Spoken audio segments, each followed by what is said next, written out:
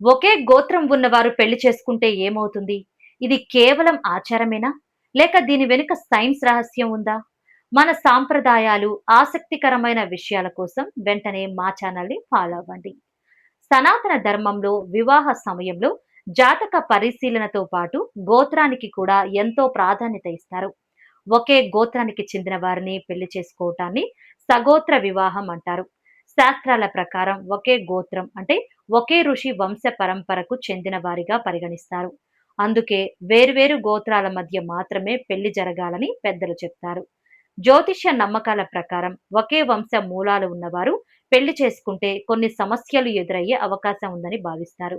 ఇక ఆధునిక జన్యు శాస్త్రం జెనెటిక్స్ ప్రకారం చూస్తే దగ్గరి సంబంధాల్లో పెళ్లిళ్లు జరగటం వల్ల కొన్ని వంశపారపర్య జన్యు లోపాలు లేదా ఆరోగ్య సమస్యలు వచ్చే ప్రమాదం పెరుగుతుందని నిపుణులు చెబుతున్నారు. అందుకే గోత్ర సాంప్రదాయం వెనుక ఆధ్యాత్మిక విశ్వాసాలతో పాటు సామాజిక, ఆరోగ్యపరమైన శాస్త్రీయ కారణాలు కూడా ఉన్నాయని చాలా మంది నమ్ముతారు.